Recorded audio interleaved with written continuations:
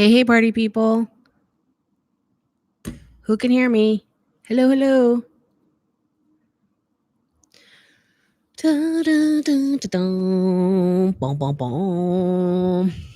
So I moved my desk around, so now I'm facing the window, and now you can see too much of my studio. I don't like it.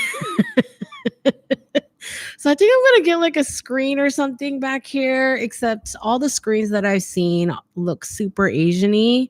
And I know that sounds stupid because I am Asian and pretty super Asian-y, but I don't like things that look so stereotypically Asian-y unless I'm actually in Asia and I'm in California, which some people could call Asian minor, but whatever. There's lots of Asian people here. Anyway, what I'm saying is this is my studio.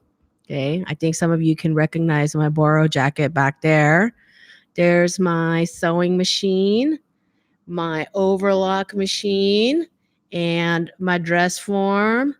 Here's my sewing box, my map of Alaska, because that's where I'm from. Entirely too many fabrics and trims. That's another box of fabrics and trims. That box is old illustrations. This table, this cutting table, this is an industrial cutting table. It's identical to the ones that you will see in sewing factories because I ordered it from an industrial cutting table place. I love it. It's bigger than my bed. It's indestructible. It's my favorite. And then my YouTube set is over there. Back there, I'm working on my book. It's a mess. It's a mess. So I switched up the time slot for this month's AMA live streams because I wanted to reach out to different people. So I hope this works out great for a bunch of you. And man, there's so many compliments in the chat. Thank you, thank you, thank you, thank you, thank you. Random Chicago person. It's like what, 1 p.m. over there. Nepal, Venezuela. Here's a person whose name is in Russian. I know how to read the Russian alphabet. My Russian vocabulary isn't that good, but I still remember the Cyrillic alphabet. La la la la, Nebraska, the UK.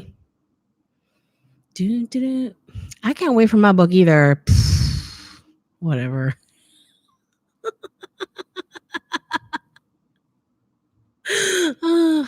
Okay.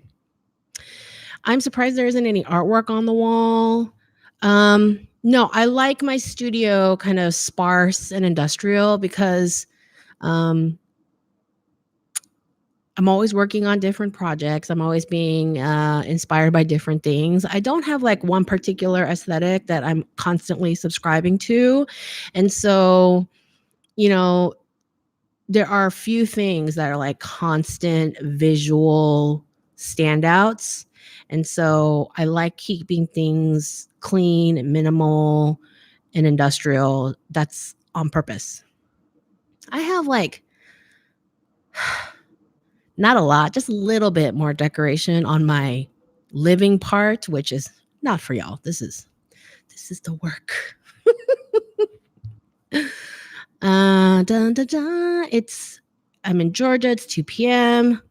East Coast. Hello, Boston, Houston, South Africa, Kenya, Mexico, India, Philadelphia,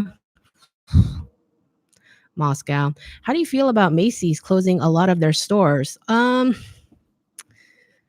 actually had a little conversation with a friend of mine the other day about this where he's on these forums like Nextdoor. Have you guys heard of Nextdoor, where it's like a bunch of people who live in the same general area use the forum to talk about, oh, did you know there's a bear running around, or something like that, right? And he was talking about how you'll have this store that's like 20 years old or something, and it's going out of business. And then people start talking about how they're so sad and how they feel so nostalgic and, oh no, this store is going out of business, blah, blah, blah. And then how he was talking about how well, maybe if you shop there, it wouldn't be going out of business. And it was, and I was telling him how it reminded me of when Sears was going out of business. When Sears was like filing bankruptcy, everyone was like, oh no, I grew up with Sears and the catalogs and the pajamas. I have so many memories attached to Sears. And I'm over here like, when was the last time you shopped at Sears?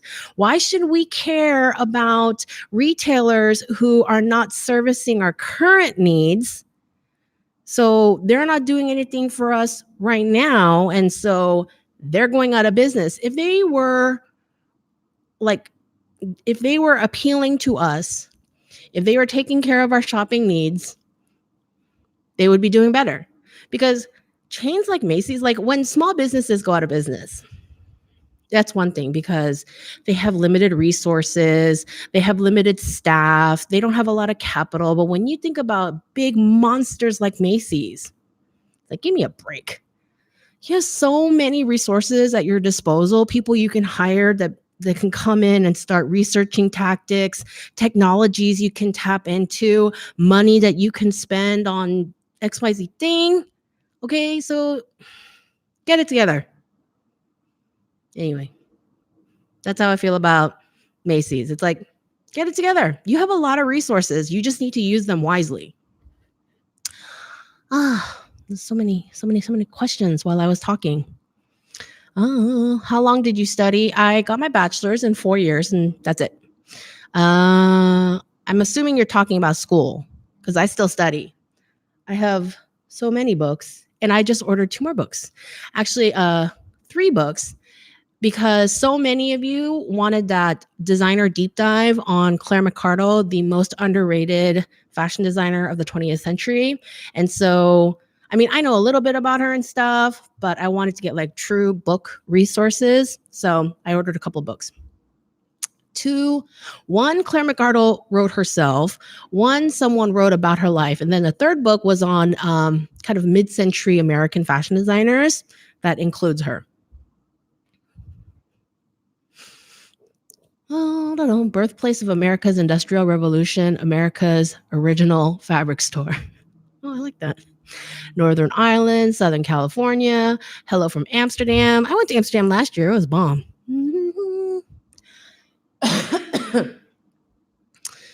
Do. Dun, dun, dun. More people from Moscow. Hello. This thing just scrolls on its own. Any advice for fashion student just starting their studies? I mean, you're starting next week. Dang.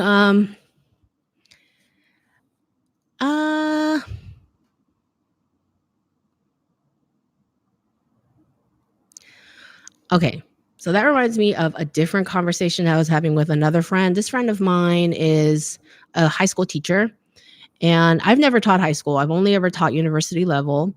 And we were kind of talking about the high school to college, uni sort of transition.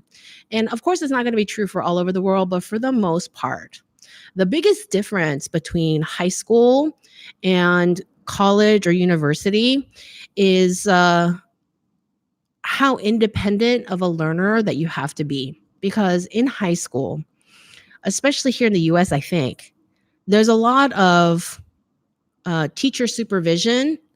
You know, you're not given a deadline, you're given micro deadlines. You have to get this done by this point, and this done by this point, and this done by this point. And there's always teachers you're meeting with every day, 3 to 5 times a week. And you have these classes, you're constantly checking in, they're constantly available, and, all these things. Whereas when you get to college, and of course, it's not true for every college, but when you get to college, for the most part, you see your teacher once a week.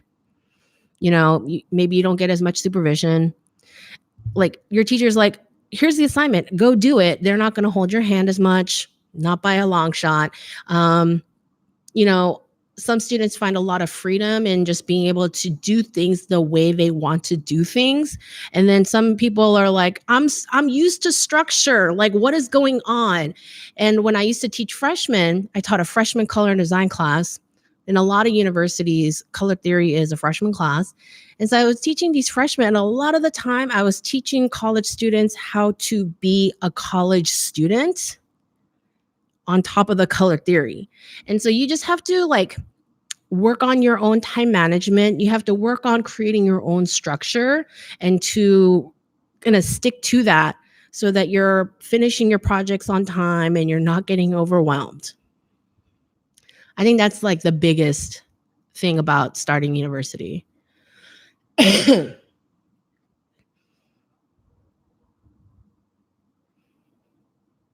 Selfridges.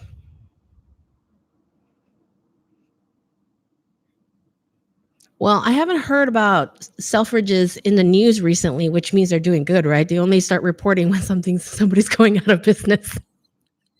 Okay, that's what I mean, right?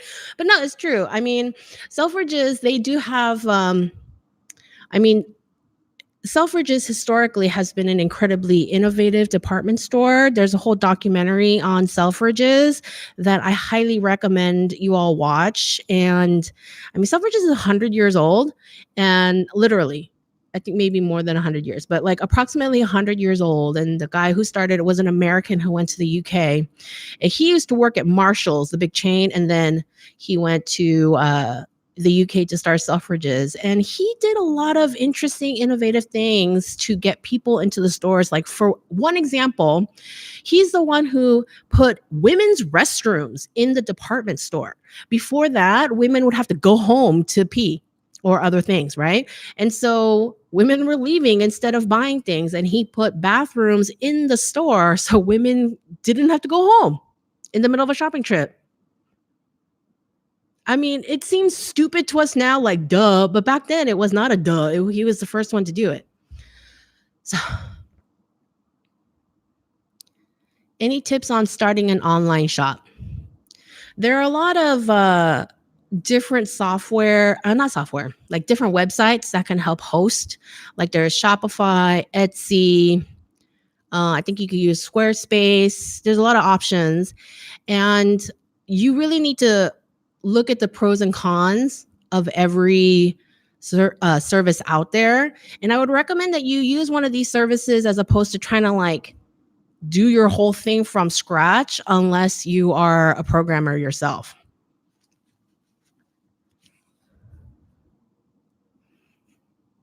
Pattern making book. I have books. I have my recommended books in my Amazon storefront, amazon.com/shop.zoehong. I'll put that in the thingy in the chat.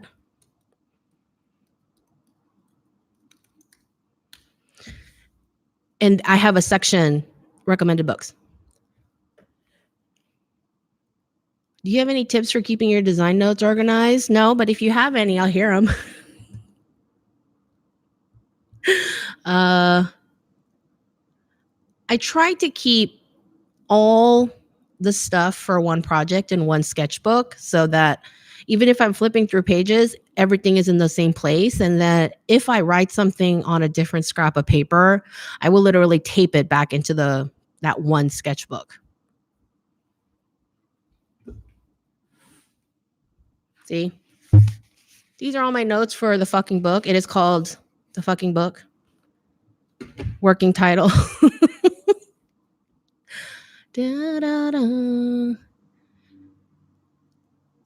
Yeah, the next designer video is going to be Claire McArdle.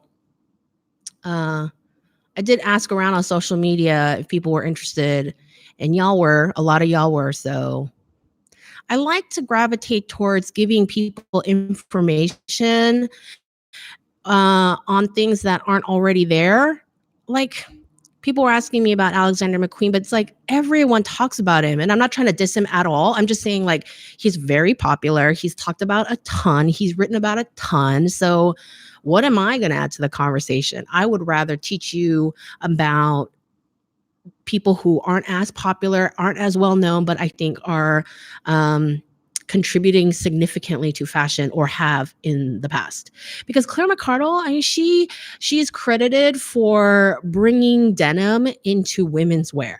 Like previously, it had been workwear, it had been menswear, and she started using denim as feminine clothes And we don't even think about that anymore. But back when she was working in the 40s and 50s, it was a big deal. So we're going to do that.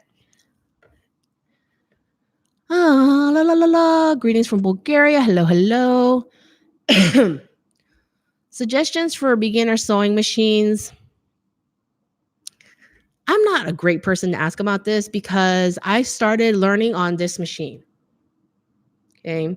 This is the machine that's in my intro to industrial sewing machines video, the Juki DDL 8700. And I learned on this machine at school. Like, this is basically a newer version of what I learned at school, which was like the standard, simple, no frills, no extras, single needle, lock stitch. And it sews everything. I used to make leather corsets, and it'll sew through several layers of garment weight leather. Nothing like too thick, like huge thick cowhide, but I was making corsets out of like cow planche, lambskin, goat suede, and it'll sew through layers of all of that as long as you use a Teflon foot. So I'm a huge fan of industrials because they are not finicky. They're workhorses. They sew through so many different materials. You can attach different feet to them. I have no experience with no, I have a little bit. Someone gave me a Singer like way back in my early 20s when I was broke and trying to like sew at home and everything. And they had one sitting in their garage and they gave it to me. And I'm like, the whole time I was using it, I was grateful I had it, but I missed having an industrial. So I bought that one when I was 26. It's old, but it still sews like a dream. So the industrials, they last really long. They're very sturdy. You know, they're very low maintenance. I love them. You know, I had a trickier time with the home machine because they're more delicate. I don't know. Who do you think is the best new couturier? I don't know. I don't really spend a whole lot of time thinking about couture in general.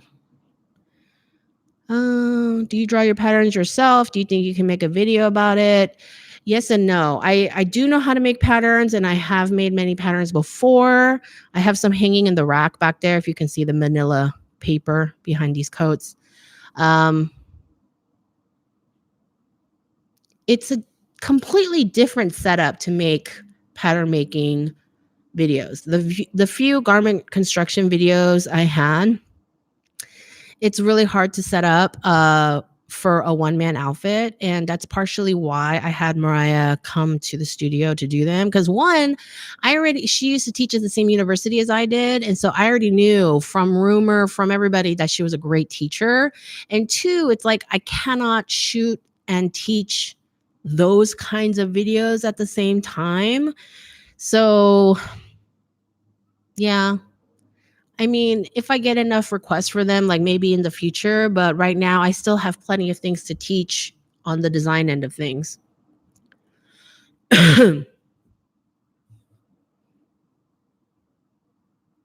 Any tips on what makes a garment stand out on the ramp?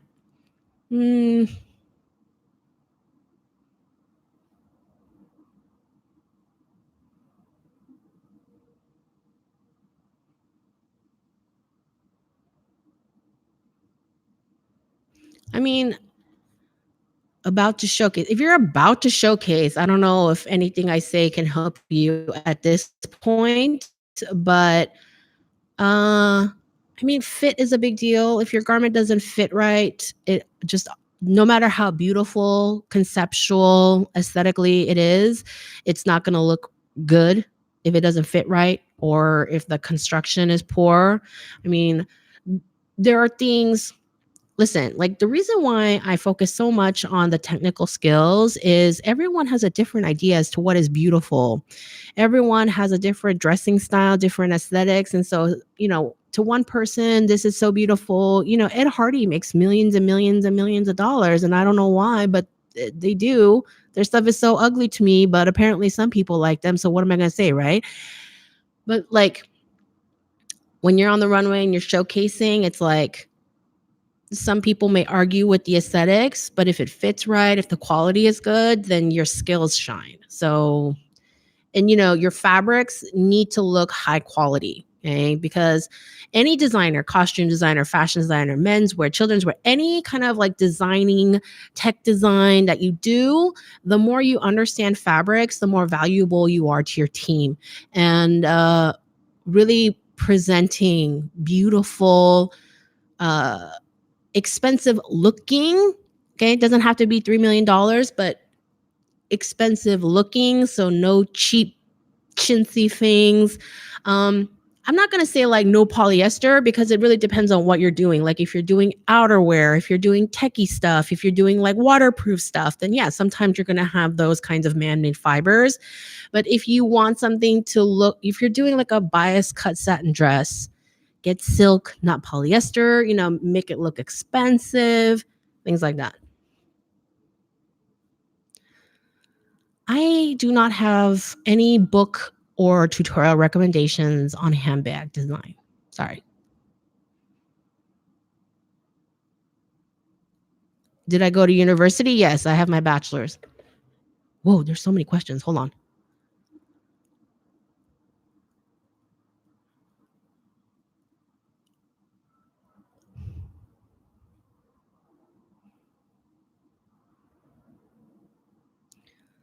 All your book recommendation questions, go to my Amazon store. My recommendations are there. Have you made clothing? Yes, I sew. I make patterns.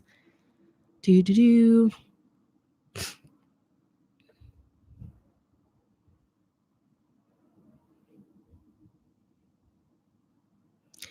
Have you made clothes using old clothing pieces or upcycling? Yes. If you watch my Boro video, I'm like very interested in upcycling.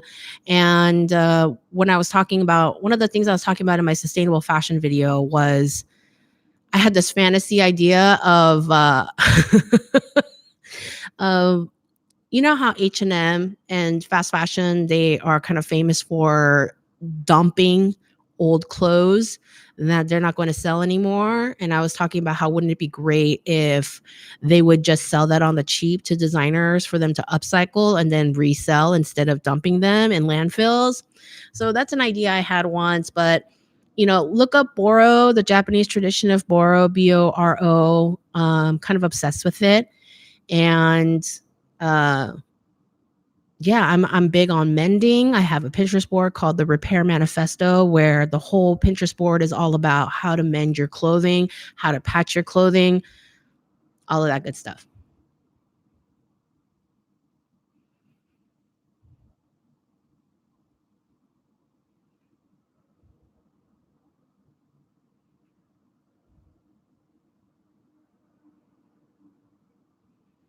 How do you plan to incorporate sustainability into your future designs? What are ways to be sustainable when designing? I have a video called 15 Ways to Be a More Sustainable Fashion Designer that you should check out.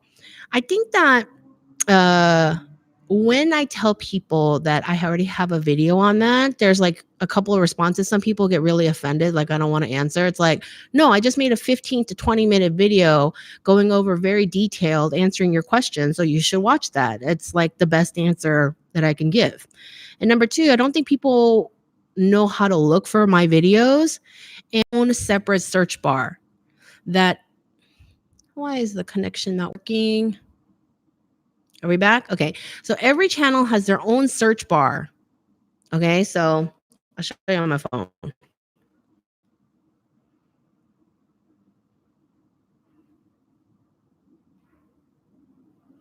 So here's my channel. And you see here, up here, there's a little magnifying glass.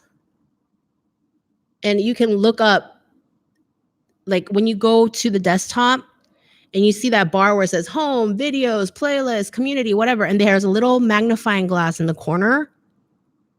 Go there and search for my video titles, not the main search bar at the top, but the little search bar that's special to each channel, and look for videos there.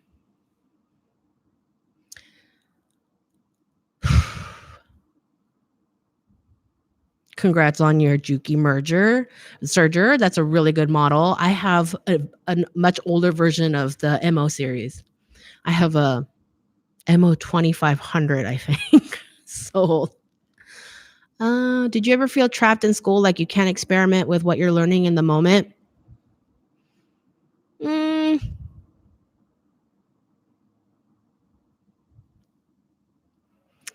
well, I guess this is kind of like it really depends on the program.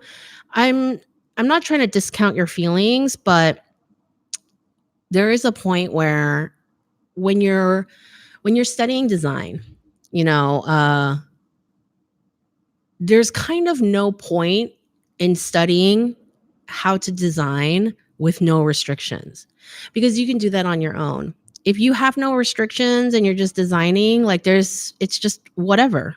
You don't need to be taught that. You just do it. But that's also not realistic in the real world either. So maybe your school is more restrictive than your average program. But honestly, the real world is like that. The real world, when you're working for another company, will be like, this is our look. Your designs need to follow our look. You need to follow. And people who can't design under that brand's aesthetic get fired. Okay.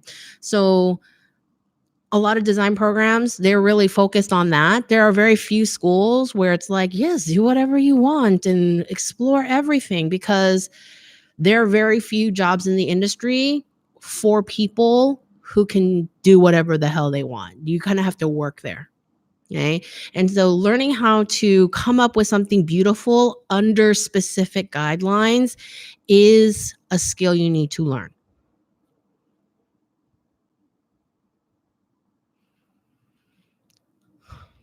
Books, books, books, books, books, books, books.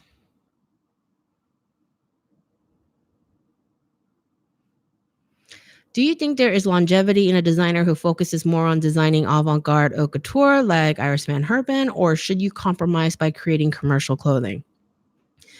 Well, it really depends on what you're known for. If Iris Van Herpen started doing stuff that looked like you could buy it at the Gap, her customers and her loyal fans and the press that follow her would be like, what is even happening? Okay. And so it's really about catering to the customer and the fan base that you built and giving them something that they want, but also like an updated, fresher version of that. Industrial machines are better.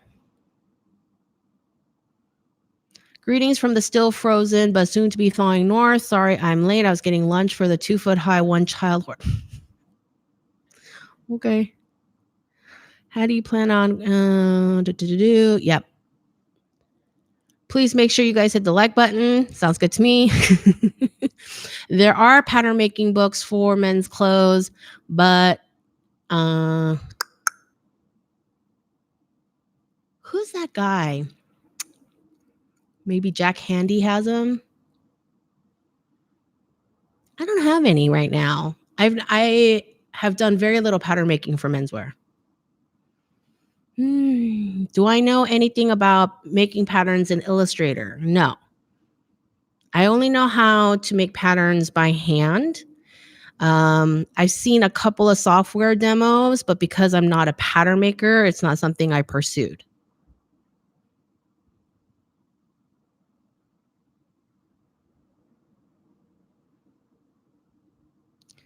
Oh my gosh. I'm so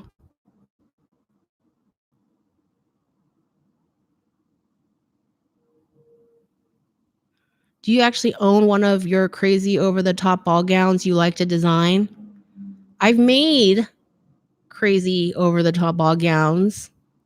Um, let's see. Do I have like old photos, but yeah, I've made massive 20-yard train ball gowns and stuff. It's fun. It's super fun. It's hard to store. I mean, I still have them upstairs in my upstairs closet. Do do do. What advice would you give to someone who would like to start learning about tailoring by themselves? Yes, books for sure. If you can, this is kind of rare, but if you can find a nicely tailored jacket in like a thrift store, I would get one and just kind of tear it apart and look at the insides. If you like, there are a lot of blogs that are focused on tailoring and menswear. You can start looking at them from like a fit and style angle, because yeah, like how men like to style themselves and how a jacket should fit are kind of, you're reverse engineering your education. You're thinking about how they should look and then thinking about what it takes to get there. And you could look into apprenticeships. Do. After a while you study fashion design, do you try to get a job at Mattel for a Barbie fashion design job? I would love to do that. I don't really know how to get there. Yes, actually, I did get a job offer from Mattel. Mattel is based, and I'm sure they're still there because I interviewed with them in 2002. They're based in Southern California in El Segundo, which is kind of close to the airport, LAX. And yeah, I mean, you just have to contact them, see if they have a job board. Those big corporate offices, they tend to have a job board. And Mattel, back in the day, so literally 20 years ago, right? They used to recruit at the school I went to, Otis, down in LA. And so that's how they're like, oh, Mattel is looking for Barbie clothing designers. So at the time, it was for their clothing division and not for their toy division. So I was interviewing for Mattel and interviewing for a women's wear company called Ava Fortune at the same time. And I got offers from both, but I went with Ava Fortune because I wanted to make, people clothes, not Barbie clothes. But I did have like a super fun time making a project for them. What do you think fashion universities are looking for in students? That's going to be different for every university. I think that one of the signs that you can look at, and I've told people this about a lot of things, but if you're looking to go to a specific school, go look at their website and go look at their student work. And that's what they're looking for. If you if you want to go to Central St. Martin's, go look at their student work, go look at their senior shows, and that's what they're looking for. Super creative, innovative, like weird cuts, like thinking outside the box, And if you want to go study at SCAD, Savannah College of Art and Design, they have a really good US program. Go look at their final show. All their websites, they feature pictures of their senior graduating work, the best work that they're, and that's the kind of like student that they're looking for. I'm from Germany and would love to study fashion design near to LA, like FITM or Otis. It's quite expensive. Do you think it could work if I get my BA of fashion design in Germany? I thought Germany had their own really good fashion schools. I think it really depends on where you want to study afterwards. Like if you want to stay in the US and you can, like visa wise, then maybe you should study there. But I mean, I've heard a lot of good things about ESMOD. I think the one in Berlin actually has a sustainable fashion design program, which I've always found interesting. What's been the most unconventional material you've ever seen a garment made out of? Well, I just posted that dress completely made out of rubber bands in my Facebook group. That was cool. Here in the San Francisco Bay Area, they do an AIDS benefit kind of like fashion show charity event every year. And I've not participated, but I've had fashion designer friends participate. And what they end up doing, like the charity gives each of the designers 5,000 condoms, and the designer is supposed to make something out of the 5,000 condoms, and you can keep it in the wrapper. You can take them out of the wrapper, whatever. You can make a bikini, you can make a ball gown, whatever you want, but you have to make the whole thing out of condoms. And then they have like a charity fashion show. So that was kind of cool.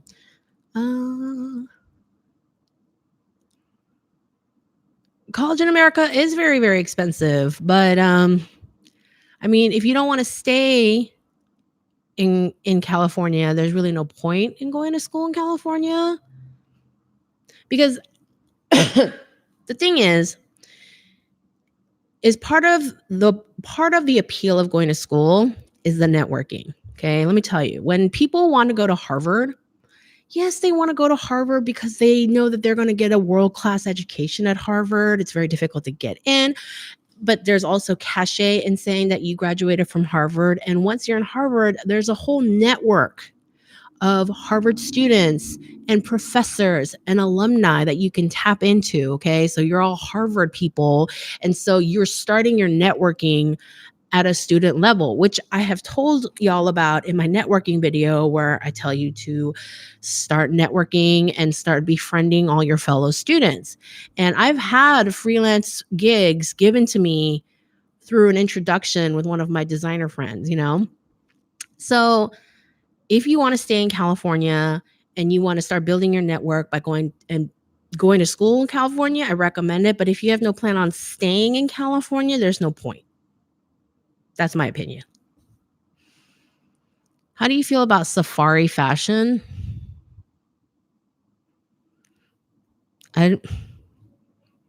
Like safari jackets with like big pockets, and I mean it's a look. I personally don't think it's like a 24, like a classic timeless trend. I think it's a trend unless you're actually like a safari tour guide. What's more important to show on your social media to get attention? The drawing, the flat, the sewn garment, or everything? Let me tell you right now, this is something I hate. It's a reality of social media, but flats do not get love. If you look at my Instagram and you look at the posts that get the least amount of likes, it's flats. I hate all y'all, okay? And then I say flats are the most important thing for designers, which is true, but people don't like looking at flats because they think it's boring. And there's a whole thing where people are like, Zoe, are you supposed to draw drapes in flats? Because people are like, oh, your flats are boring because there's no drape lines. And I'm like, no, flats are not supposed to have drape lines. Flats don't get that much attention. Finished garments, if they look nice, drawings, they get more. But if you're really trying to position yourself as a designer and you're like putting your Instagram up as part of your portfolio, and hiring managers are going to be looking at your Instagram, you definitely should include some really nice flats from Adobe Illustrator up on there.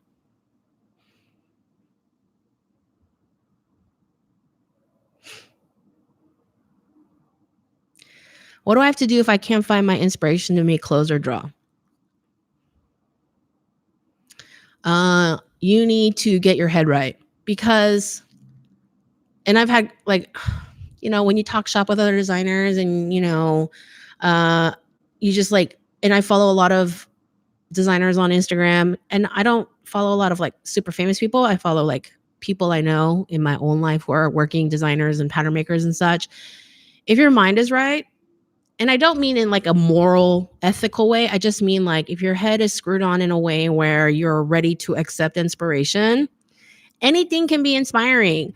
Okay, my friend who is the designer at Witch Kim, she's like the best menswear designer, and she posted in her stories this morning about how the way the clouds were rippling in the sky at dawn as she was heading to work, she was like, what do I do with this? Prints, textures, what fabric? Like, she was like, her mind was already going, and it's just like the stupid freaking clouds. Okay, so maybe there is some stress in your life that's weighing you down, where you cannot receive inspiration even when you're looking at really magical things. So think on it. Think on like what's happening in your life where you're not getting inspired, and see if you can knock that out. Not a question. Want to say, well, thank you. You're welcome. Are you taking any trips anytime soon? I have a list of so many things and so many places that I want to go, but I really want to finish this book.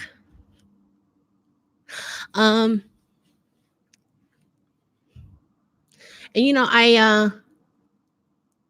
I spent a lot of time in LA last year taking care of my dad before he passed away. And I'm just so like into being home right now. I don't know.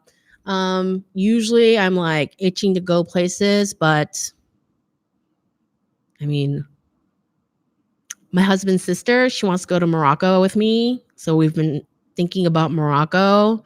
And I really want to reschedule my trips to Paris and Berlin and Korea and Japan that I had to cancel last year. Number one, because of my husband's surgery. Number two, because of my dad. I don't know, but I'm not like super looking forward to it like I usually am. Like I'm really into working on the projects that I am right now. But if someone wants to hire me and they're like want to fly me out, I'm always down for that.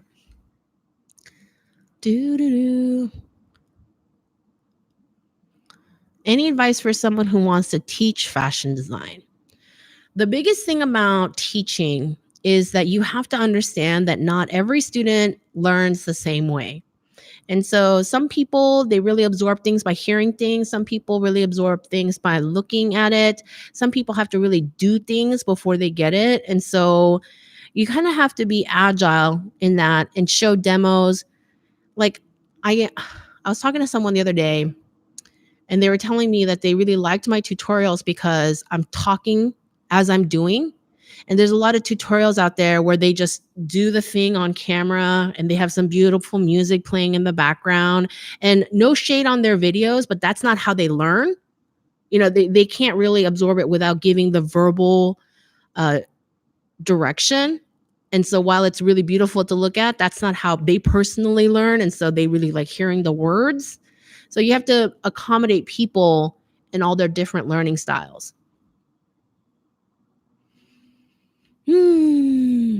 Graphic design, in school for graphic design. Yeah. How was it for you to deal with slackers in the workforce and reconcile having to cover other people's work because you're more? I work by myself from home now. That's how I reconciled it. Yeah. Honestly, working from home and working for yourself, by yourself all the time, there's definite drawbacks. Like sometimes I get lonely. Sometimes there's like a lack of accountability where I have to kick my own butt. But there's definitely oh man, I used to have the CEO. Actually, I take that back. He was a consulting VP and he had been a CEO of a different company before. And at the time, I was like this lowly mid-20s nobody. I didn't have my own office. I was working in the bullpen with like everybody else, and we all just had our desks in the big space. And my desk happened to be next to the fax machine. I was not the fax person. There was no fax person. You just fax your own stuff. Yes, I'm that old. We used to fax stuff. But I happened to sit next to the printer and fax machine, and he used to come by and try to fax stuff, and he would not know how to fax, and he would like hit it and just like do all sorts of dumb stuff. And then I would have to get up and help him fax things. And he would just like go on and on about how he used to be the CEO of a 300-person company and he never learned how to fax. And who cares if he doesn't know? Like, just, I didn't say anything, but he was just like giving me all this. If I never have to work with a moron like that, just all this defensive posturing, just instead of just being like, hi, can you explain it to me once so I can just do it myself in the future? I remember moments like that. And I think, okay, Zoe, get back to work.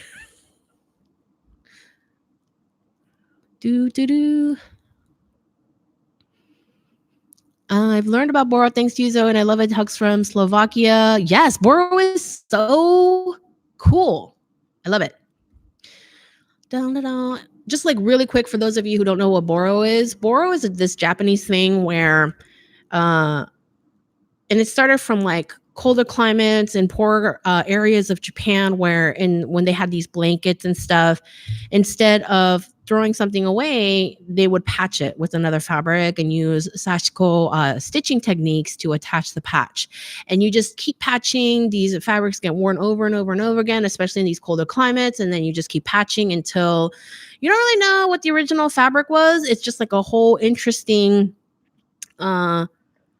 patchwork. It's like the opposite of these modern American quilts where everything is like perfectly lined up and with like a pristine design. Not that there's anything wrong with those quilts, but just Boro is just like a completely different look. It's like a very more haphazard, patched over, very visible stitching, and that's just my aesthetic. So yeah, because I'm really big on the repairing, the mentality of constantly repairing and making it look cooler as opposed to throwing something away.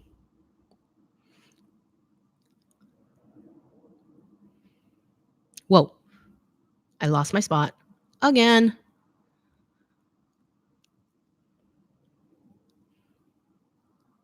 Oh my God, there's so many questions. Okay, I have to move faster. Wow.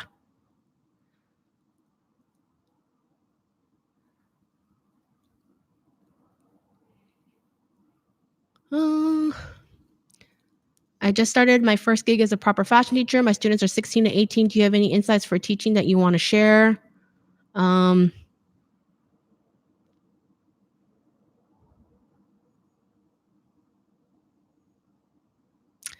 when I used to teach at university, on the very first day of class, I used to hand out a questionnaire to each student for them to fill out. And it was just like starting a conversation with each of my students. And so they had to fill out their name, their actual name as it was on the roster so I could find them later, their contact information so I can get a hold of them, and if they had a name that they preferred to go by in school. And that was for like trans students. A lot of Asian students don't like how outsiders pronounce their name. Like I hate the way non-Koreans pronounce my Korean name, so I refuse to tell them. And and then I would talk to them and I asked them questions like, what's your favorite thing about fashion? What do you hope to learn in my class? What other classes are you taking right now? Do you have like a focus that you like, women's wear, men's wear, evening wear, bathing suits, And so I get kind of like an idea as to that class and where they're coming from and, what they're hoping to learn and how I can incorporate more of that. Cause, you're going to see some of the same answers over and over again. So you can start thinking about how you want to focus that particular class. I mean, of course, within the parameters of what the class is supposed to be about.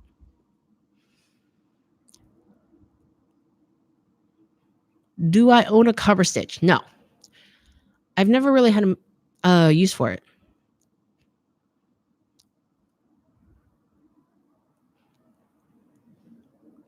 I'm trying to focus on like questions I can answer kind of quickly because we're at 50 minutes. I try to keep my AMAs about an hour 10.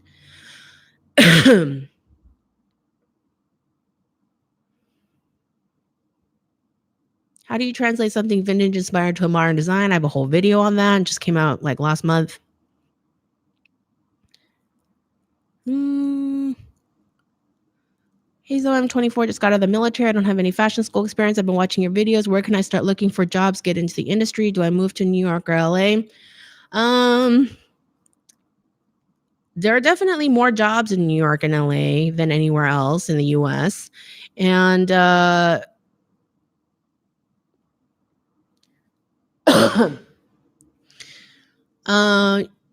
if you don't want to go to school, you might have to like really start by working really like kind of side jobs, alteration shops, retail shops.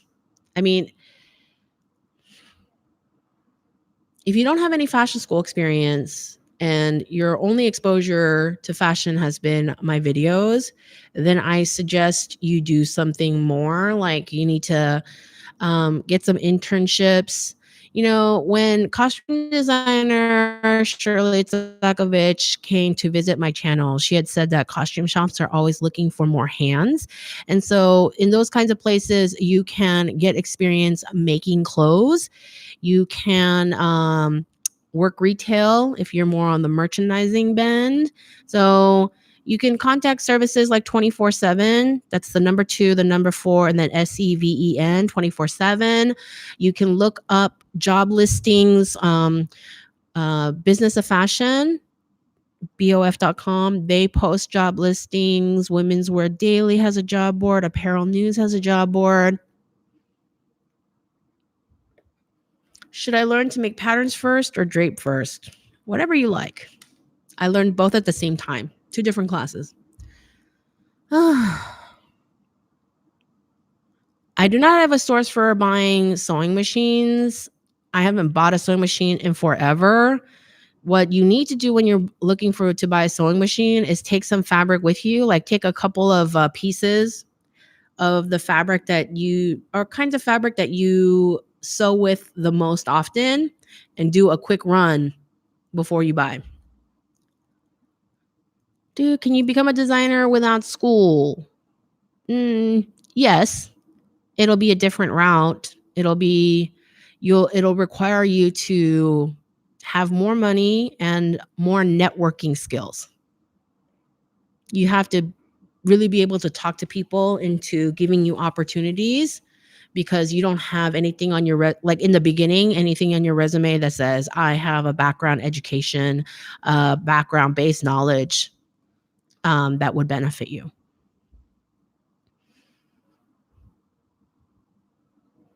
When did you start learning all the techniques? In college. Do you ever get bored of designing? Nope. I did before. I think one of the reasons why teaching appeals to me so much is because I get to change whatever I'm designing with each teaching demo. Like I did the whole 70s menswear and women's wear thing. I did the badass grandma, which was like all really weird women's wear. I did the Watch Me Design a Fashion collection that was androgynous shirt dresses. So,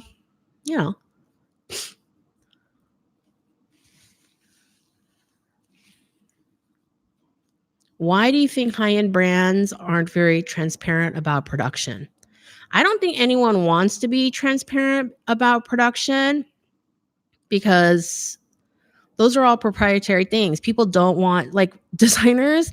That's why you have to be friends with designers, because like I wouldn't share my fabric sales rep and my production house or anything with people who weren't my friends. If like some rando was like, "Hey, where do you get this sewn?" No, that's proprietary. I'm not going to share that. Nobody does. It's like, that's like one of the points of networking, is so that people are willing to share this information with you, What should you expect from high-end fashion internships that they won't pay you? I mean, at best, they'll give you like school credit. They're kind of awful. Would you recommend trying to focus on a specific style that you like more so that you become a pro in that style? Knits or mostly lace, denim? Knitwear is such a huge category on its own that if you really are into it, go for it. And, I'm very pro fully fashion knits because they're more sustainable than cut and sew wovens and cut and sew knits. There's no fabric waste, right? Because when you do a fully fashion knit, you plan out all the stitches in advance, and you use up the yarn, and you stitch all the pieces in the shapes that you need, and with cut and sew knits, you cut them out of like a yardage of fabric, and then you piece them together. And so you have all this fabric wastage, and fully fashion knits produce way, way less material wastage than cut and sew. So if you're into it, go for it. You can just like make yourself a name for being like a knitwear queen, king, whatever you like. Non-gender specific royalty. We should come up with a thing. But yeah, like a lot of design houses focus on a specific thing. There are a lot of people who focus on denim and develop a whole career on being denim focused. I don't know where to buy fur because I've never bought fur. I'm not really into fur.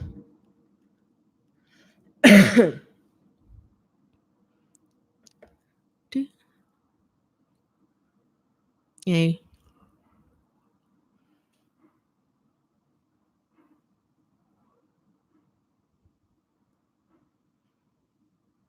I've been wanting to start doing some embroidery with an embroidery machine, wondering which types of images work the best. I don't know. I've never embroidered anything in my life. I've always gotten things sent out. most designers and design houses, they do not do their own embroidery. They create the graphic artwork, create an EPS file, send it to their embroiderer, and then they create a sample and they tell you, they price it by stitches. That's their main category for how they price something out. I mean, if you want like a really special thread, then that's going to cost you extra as well. But it's really like how many stitches are in the embroidery, how many stitches it requires the machine to create.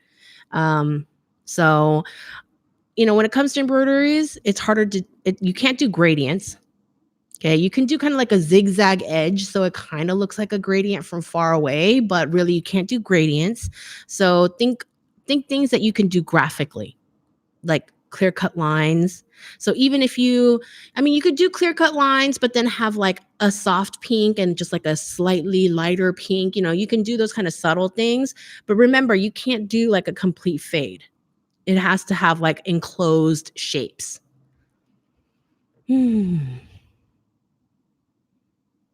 Thanks. I'm getting all these compliments in the chat. Thank you.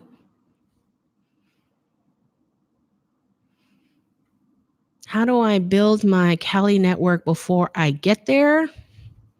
Get online, join some groups, reach out to people who live in California. Look at this in all caps. I got no questions. I love you for everything you do. Thank you. Thank you. You're welcome. Career options for avant-garde fashion that pays well. Pattern making. Pattern makers make more than designers, more than sample makers. Pattern makers. Whoa. Why did this thing jump again?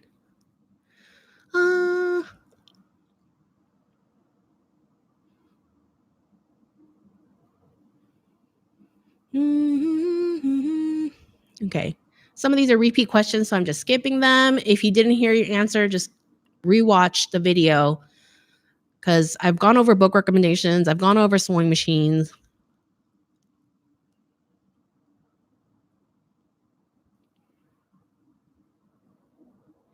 More people from Slovakia. Hello.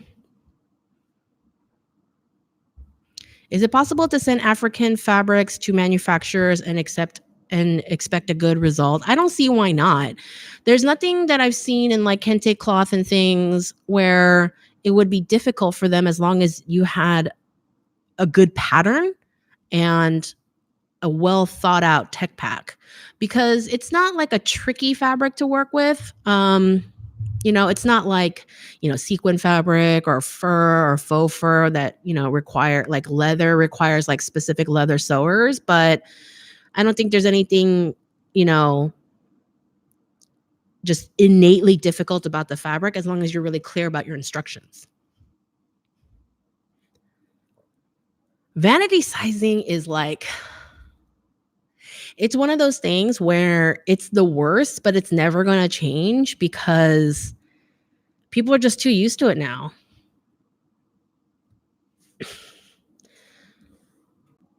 Sachiko is the stitching.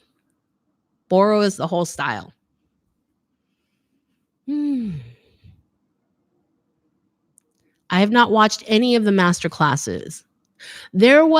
You could Google this. Somebody wrote, I think for like the cut maybe or Refinery 29, someone took the master class with Anna Wintour, and I think the headline was like, I took the master class with Anna Wintour, so you didn't have to. And like they wrote about their experience, but I have not taken any of those.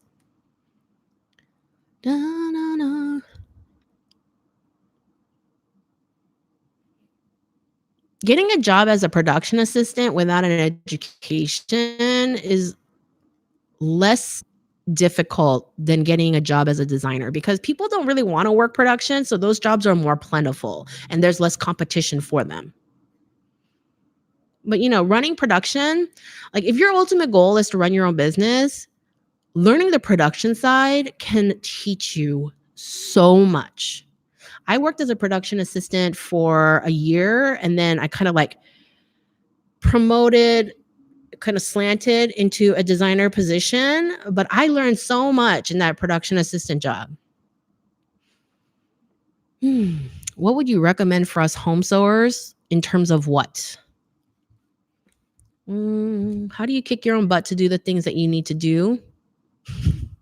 Set your own deadlines, make sure you stick to them, and give yourself rewards. Like, if you do this in this amount of time, you get to do this. And don't use food rewards. Food rewards leads to like poor diets and stuff, but something else. Kind of depends on the person. Do do do. Do do do. Where do you find freelance work? The number one place to find freelance work is your network.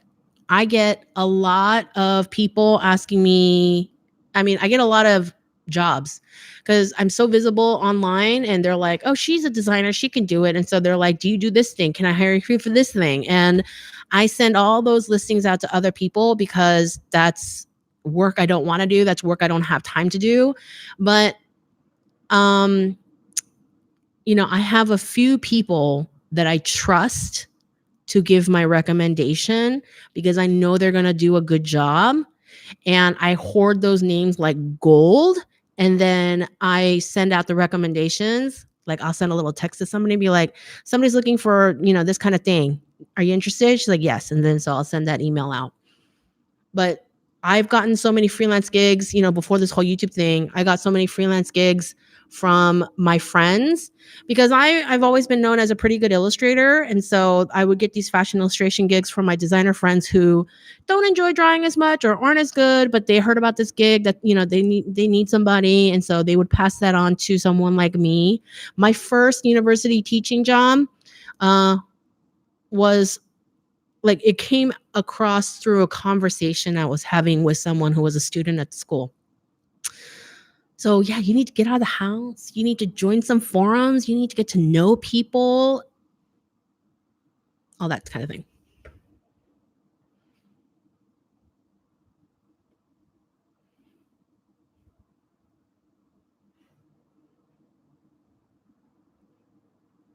Can I trust in people doing my flats or spec sheets? How should I protect them? I don't know what you mean. Like, are they going to copy your designs and stuff? I guess you could do like a no compete NDA form for those people. Hey, Zoe, I feel like for people without some weird ways of living, have it harder in the industry.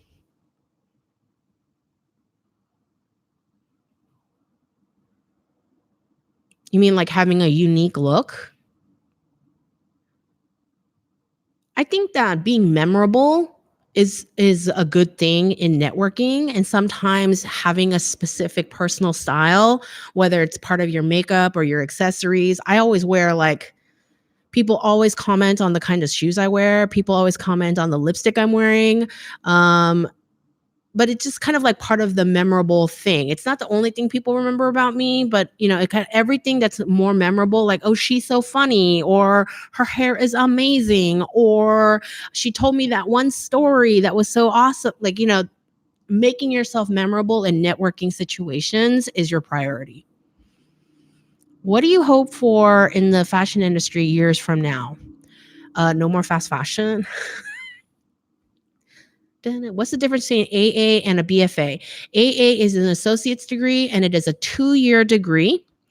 And BFA is a bachelor's in fine arts, and that is a 4-year degree.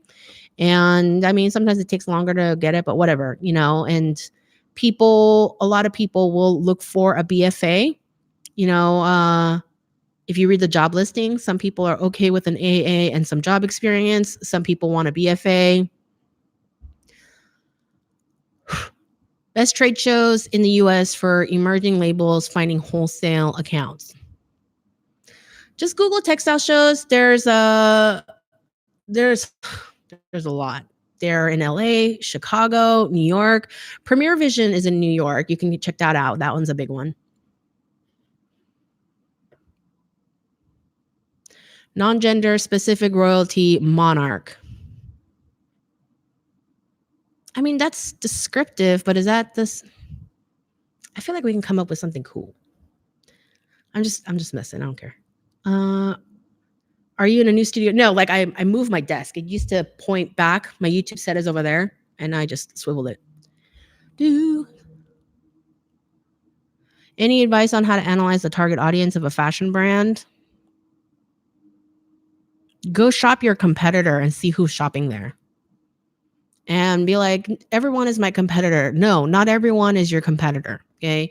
Who your competitor is somebody who is has a similar style at a similar price point. So the practice that we used to do at school is, let's say that you want to sell to Nordstrom.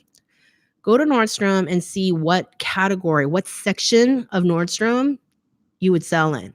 Okay. So let's say you want to sell at the brass plum section of Nordstrom. You got to go there, go see what other labels are there, go see who's shopping there, kind of scope it out, go check out what's in the sales rack because it didn't sell. Okay. Go shop your competition, your direct competition.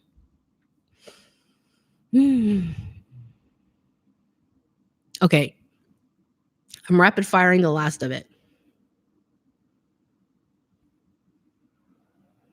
Is it possible to make over-the-top girls' formal dresses and still make them sustainable? I don't know what you mean by over-the-top. I don't think that like girls going to prom are super adventurous about their fashion choices, but you can always make them out of sustainable materials and have them made by fair trade garment workers.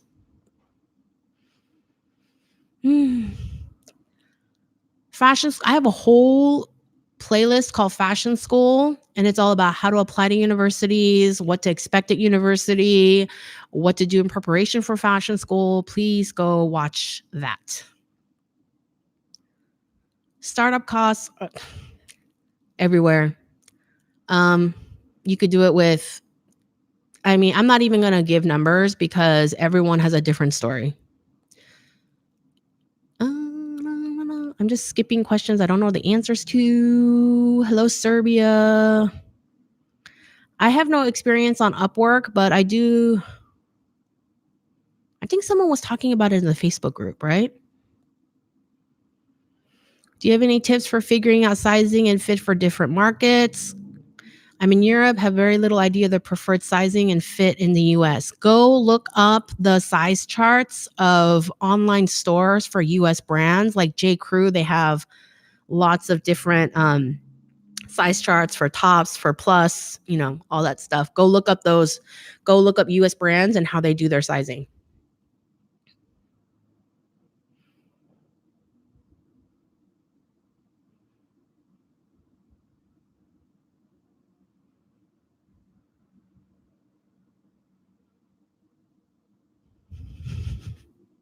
Food reward leads to a bad diet. I feel called out. I'm not trying to call anybody out. I just, I have a lot of friends who kind of work in that sphere, like friends on Facebook who are posting these articles about how when you place positive and negative emotions and associate them with specific foods, it has like psychological damage to eating.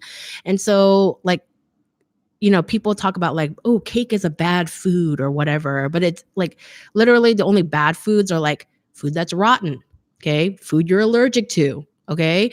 Food that's literally going to put you in the ER. Those are bad foods. And then everything else is like moderation and thinking about, like, anyway, whatever.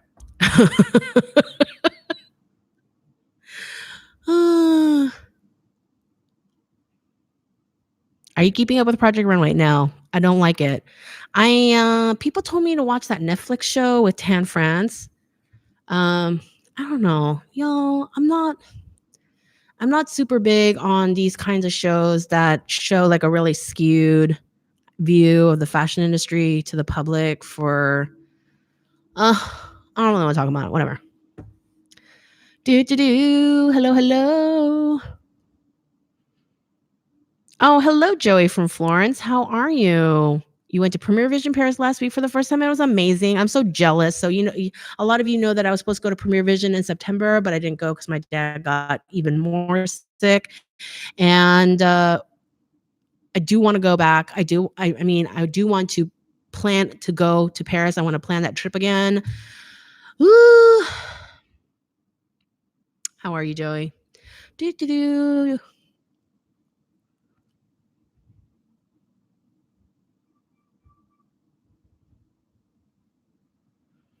What's the best source of learning avant-garde pattern making? You need to learn basic pattern making first. You need to learn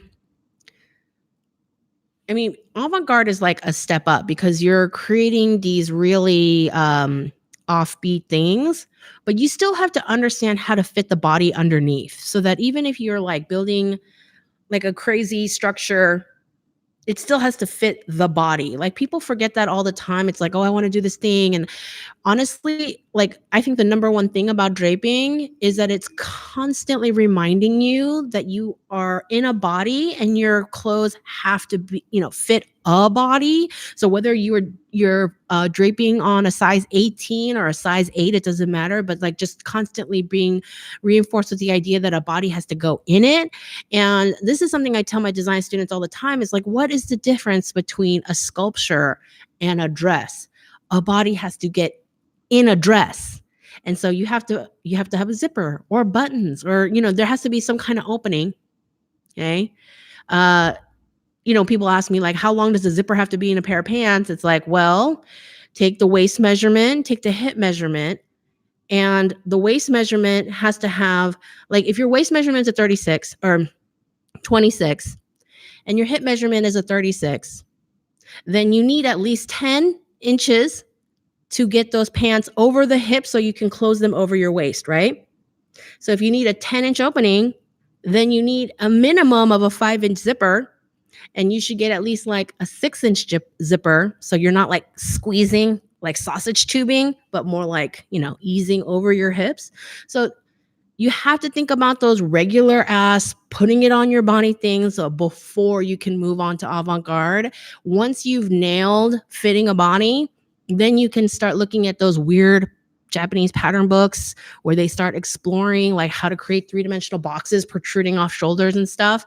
Those books exist. They're very, very cool. But if you don't have a basic understanding of putting things on a body, it's not going to be any good.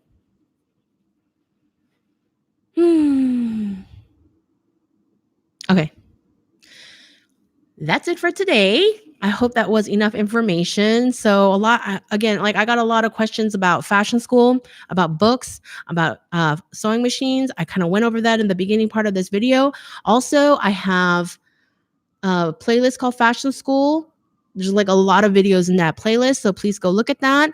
Use the magnifying glass, the search bar on my channel page, not the main YouTube search bar, but the search bar on my channel page to look for videos. I have book recommendations in my amazon.com/shop/Zoe Hong storefront. I also have a book reviews playlist called Book Reviews. So go check that out. So hope you enjoyed this special 11 a.m. time slot. I'm going to do some research and see if I need to put myself in a different time slot for different people. I know that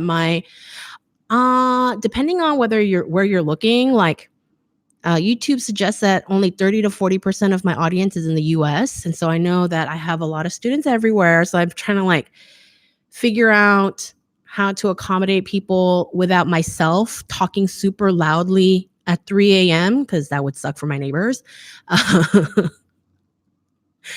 So stay tuned for the time slot for my next live stream AMA.